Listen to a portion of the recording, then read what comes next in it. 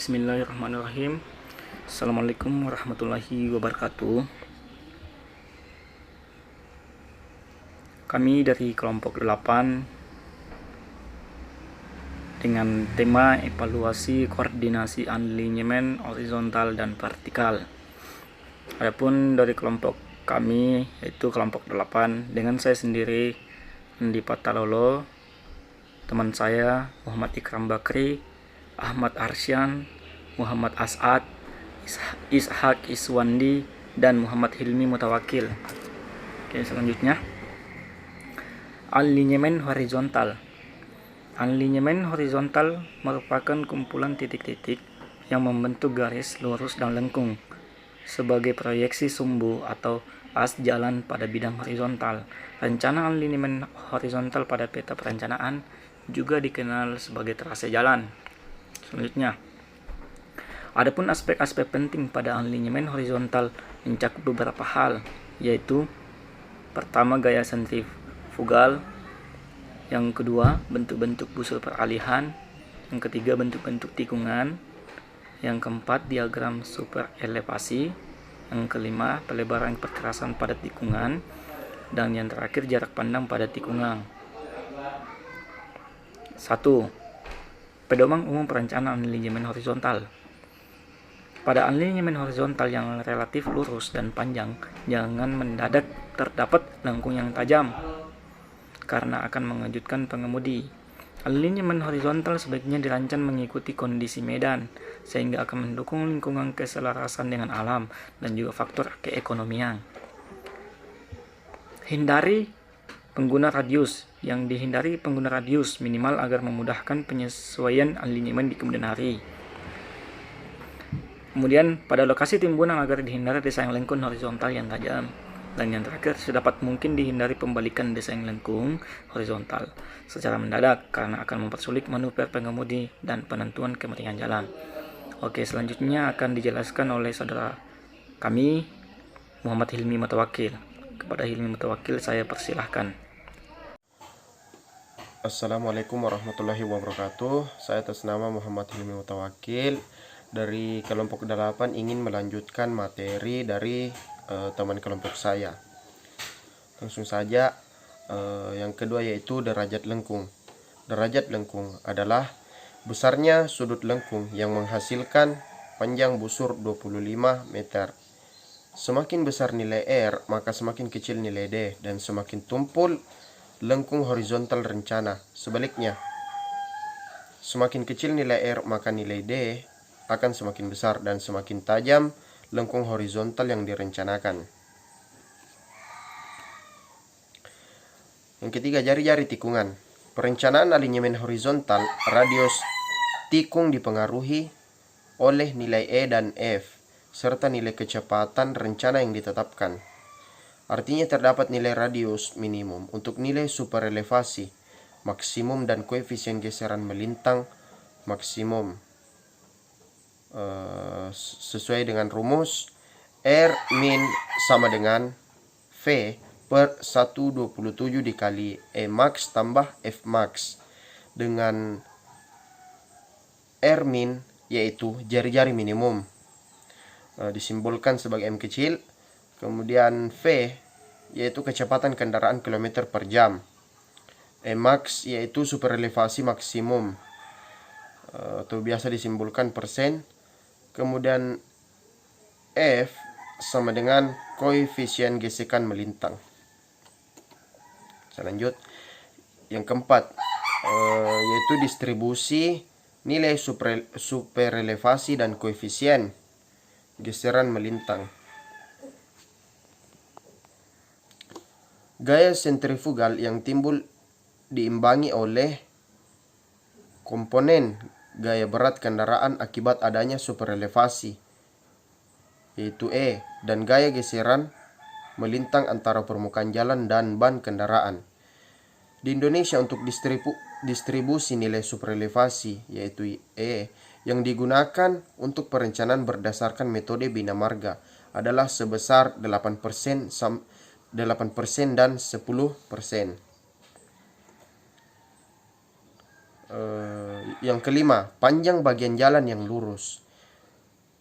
Mempertimbangkan faktor keselamatan pemakai jalan, Bina Marga menetapkan maksimum bagian jalan yang lurus berdasarkan waktu tempuh kurang dari 2,5 menit yang sesuai dengan kecepatan rencana atau dengan simbol VR. Sesuai dengan tabel, ada contoh tabel panjang bagian lurus, jalan lurus maksimum. Kemudian yang keenam, lengkung peralihan. Lengkung peralihan diperlukan agar supaya pengemudi dapat menyesuaikan manuver kendaraan pada bagian-bagian geometrik jalan yang bertransisi dari alinyemen lurus ke lingkaran atau dari lurus ke lurus atau juga dari alinyemen lingkaran ke lingkaran. Mungkin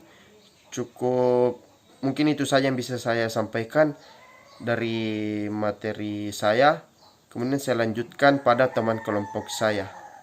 Assalamualaikum warahmatullahi wabarakatuh. Baiklah, saya akan menjelaskan tentang yang pertama, yaitu landai relatif dan panjang lengkung peralihan. Landai relatif adalah besarnya kelandaian akibat perbedaan elevasi tepi perkerasan sebelah luar sepanjang lengkung peralihan. Perbedaan elevasi dalam hal ini hanya berdasarkan tinjauan atas perubahan bentuk penampang lintas jalan dan belum diperhitungkan terhadap gabungan dari perbedaan evaluasi akibat kelandaian vertikal jalan.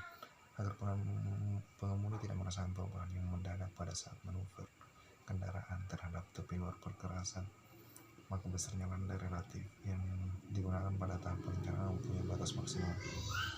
Selanjutnya yaitu bentuk lengkung horizontal dan diagram super elevasi. Bentuk-bentuk ini terdiri dari lengkung busur lingkaran sederhana, spiral, circle spiral, dan lengkung bentuk spiral. Yang selanjutnya itu pemilihan bentuk tikungan dan proses desain tikungan. Bagian ini meliputi tentukan jari-jari R yang direncanakan lebih besar dari R min yang dihitung. Lalu tikungan diasumsikan berbentuk SCS. Dan lalu tentukan FC atau SS dengan meninjau secara berturut-turut terhadap kondisi LC 20 m dan P 20 cm dan F 1,5 e. Selanjutnya itu atau yang terakhir, pelebaran perkerasan pada lengkung horizontal. Pelebaran di tikungan dimaksudkan untuk mempertahankan konsistensi geometri jalan agar kondisi manuver operasional lalu lintas di tikungan dipertahankan sama tingkat keamanan dan kenyamanannya dengan pada segmen jalan yang lurus. 11. Jarak pandang dan daerah bebas sampai pada lengkung horizontal. Jarak pandang pengemudi kendaraan yang bergerak pada lajur tepi sebelah dan seringkali dihalangi oleh gedung, hutan, kayu, tebing galian, dan lain-lain. Karena banyaknya penghalang yang mungkin terjadi dan sifat-sifat yang berbeda dari masing-masing penghalang, sebaiknya setiap faktor-faktor yang menimbulkan halangan tersebut ditinjau sendiri-sendiri oleh sebab itu, untuk menjaga kenyamanan dan keamanan, pengemudi perlu ditentukan jarak pandang henti minimum berdasarkan daerah bebas samping di bagian dalam tikungan di sepanjang lengkung horizontal tersebut. Kondisi yang menentukan jarak daerah bebas samping dalam proses desain. Pertama, jarak pandang lebih pendek dari panjang lengkung horizontal. Kedua, jarak pandang lebih panjang dari panjang lengkung horizontal. 12. Stationing pada ruas jalan dan tikungan jalan. Stationing atau penomoran panjang jalan pada setiap desain adalah pemberian nomor pada jarak-jarak tertentu. Dari awal proyek, penomoran ini atau stationing dengan simbol STA dibutuhkan prasarana komunikasi bagi pengguna jalan dari tahap desain sampai dengan jalan tersebut terbangun. 13. Diagram superelevasi. Diagram superelevasi dalam diagram yang menggambarkan pencapaian superelevasi dari lereng nomor ke superelevasi penuh, sehingga dengan pergunakan diagram ini dapat ditentukan bentuk penampang melintang pada setiap titik di suatu lengkung horizontal yang direncanakan. 14. Tikungan majemuk. Bina Marga 1997 mengelompokkan tikungan gabungan atas dua, yaitu pertama, tikungan gabungan searah, yaitu gabungan tikungan dua atau lebih dengan arah putaran yang sama tetapi jari-jarinya berbeda, maka tikungan gabungan dapat dilengkapi bagian lurus atau klotoing, lengkung peralihan. 2. Tikungan gabungan balik arah, yaitu gabungan tikungan dua dengan arah putaran yang berbeda, maka tikungan gabungan harus dilengkapi bagian lurus D minimum 30 meter. Oke, sekian.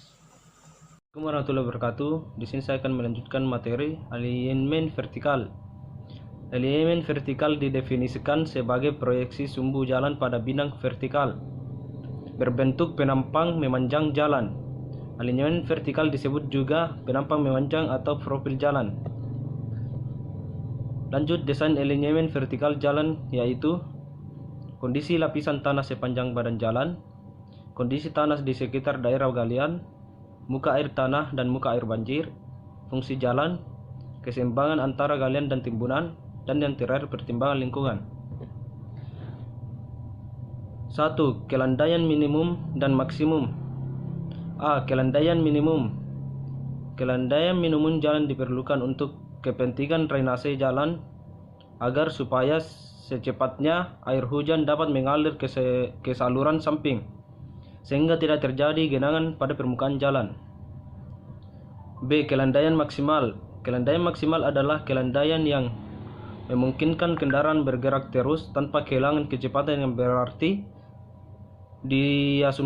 diasumsikan dengan truk yang bermuatan penuh dengan penurunan kecepatan masih lebih atau sama dengan 50% dari kecepatan awal. Lanjut, panjang kritis. Panjang kritis adalah panjang landai maksimum yang harus ada untuk mempertahankan kecepatan sehingga penurunan kecepatan kurang dari atau sama dengan 50% dari kecepatan rencana selama 1 menit.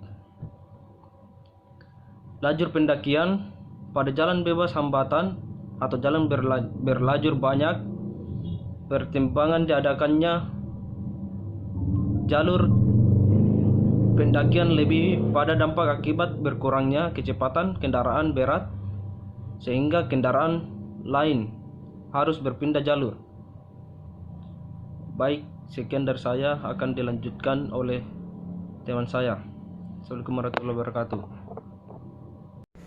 Ya, itulah tadi hasil presentasi dari kelompok kami, kelompok 8.